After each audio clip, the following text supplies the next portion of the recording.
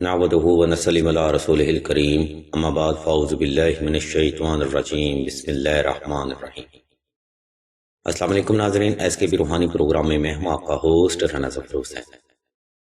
ناظرین محترم، آج کی ویڈیو میں ہم آپ کو فرسٹ شعبان 2022 کا چاند وظیفہ بتائیں گے۔ یہ وظیفہ ناظرین محترم درود ابراہیمی کا ہے۔ انشاءاللہ اس وظیفہ کی خیر و برکت سے آپ تمام زندگی ہر قسم کی جائز حاجت کو صدقہ محمد و آل محمد جلد حاصل کر سکتے ہیں۔ سامعین محترم، یہ وظیفہ ایک دن کا ہے، اس لیے اس وظیفہ کے لیے آپ نے خاص اہتمام کرنا ہے۔ سامعین گرامی، ہم ویڈیو میں آگے بڑھنے سے پہلے آپ سبھی کو بتاتے چلیں کہ سلسلہ خیر البشریہ نے دعائے شبان کا روحانی پروگرام بھی شروع کیا ہے، جس میں سلسلہ کے بزرگ افراد تمام اہل ایمان کے لیے خصوصی دعا فرمائیں گے۔ اگر آپ بھی سلسلہ کے بزرگوں سے اپنے لیے دعا کروانا چاہتے ہیں تو کمنٹ سیکشن میں اپنا نام اور اپنا مسئلہ بیان کر دیں۔ سلسلہ کے بزرگ انشاءاللہ آپ کے لیے دعائے شبان بھی کریں گے اور ہر روز کی دعا میں آپ کا نام خصوصی طور پر لیا جائے گا۔ یاد رکھیں، کسی بھی فرد کا آپ کے لیے دعا کرنا یا آمین بولنا حاجتوں کی تکمیل اور مشکلات سے نجات کا ذریعہ بن سکتا ہے۔ سامعین محترم، دعا کروانا سنت بھی ہے اور مستحب عمل بھی ہے، اور ویسے بھی مقدس دنوں میں اپنے لیے دعا لازمی کروانی چاہیے۔ اسی کے ساتھ ہم اپنے حقیقی موضوع کی طرف بڑھتے ہیں، جہاں ہم آپ کو فرسٹ شعبان 2020 کا وظیفہ حاجت بتائیں گے۔ اس لیے تمام تر سننے والے افراد سے ہم توجہ کی بھرپور گزارش کرتے ہیں۔ سامعین اکرامی، فرسٹ شعبان 2022 کا وظیفہ کرنے کے لیے سائل نے یکم شعبان کا چاند دیکھنے کے بعد سب سے پہلے 2 رکعت صلاۃ الحاجت نفل ادا کرنے ہیں۔ نوافل کی پہلی رکعت میں سائل نے 21 بار سورہ اخلاص کا اضافہ کر لینا ہے اور دوسری رکعت میں 21 بار سورہ کوثر کی تلاوت کرنی ہے۔ سامعین گرامی، یہ فرسٹ شعبان کے نوافل کی ترتیب ہے۔ اس کے بعد آپ نے حسب استطاعت صدقہ کی یا تو نیت کر لینی ہے یا پھر صدقہ ادا کر لینا ہے۔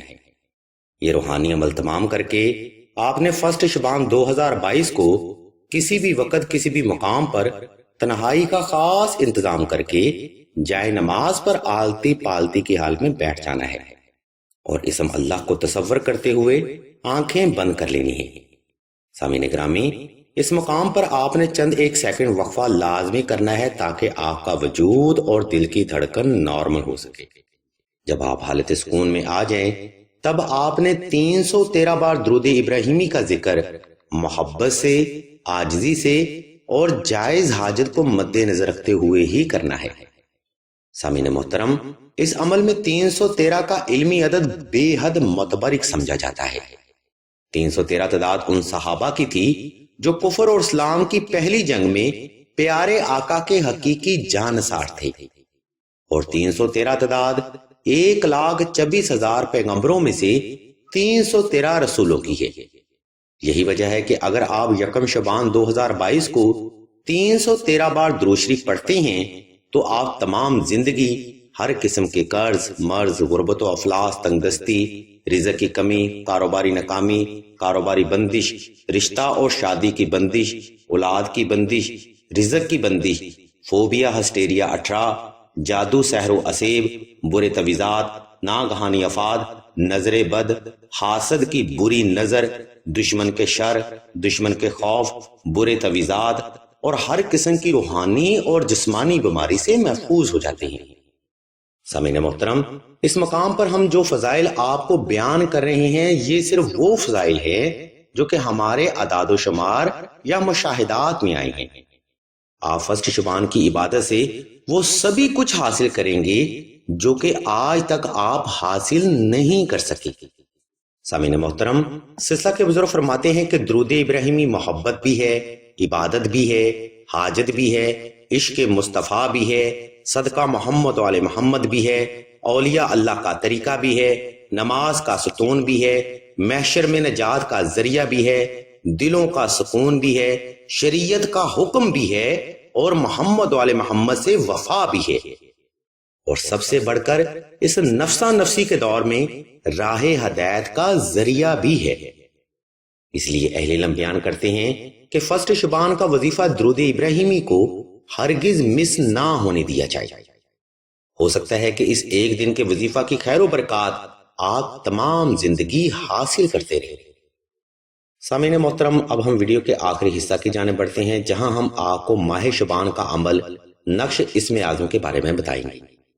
سامعین محترم، اگر آپ کی زندگی بھی نشیب و فراز، بدقسمتی، جادو سحر و عصیب، کسی کی بری نظر یا برے علم کا شکار ہو چکی ہے تو اس سے نجات کے لیے افضل ترین عمل نقش اسم اعظم شریف کا ہے۔ ماہ شبان کیونکہ لامتناہی برکات کا حامل ہے، اس لیے اس مقدس وقت میں لکھا گیا نقش اسم اعظم آپ کو تمام زندگی فیض دیتا رہے گا۔ سامعین گرامی، نقش اسم اعظم کے بارے میں سلسلہ کے بزرگ فرماتے ہیں کہ اگر دنیا میں موجود تمام درختوں کو قلم اور سمندر کو اگر سیاہی بنا دیا جائے تو تب بھی ایسا ممکن نہیں ہے کہ آپ فقط ایک ہی اسم اعظم کے فضائل و برکات تحریر کر سکیں۔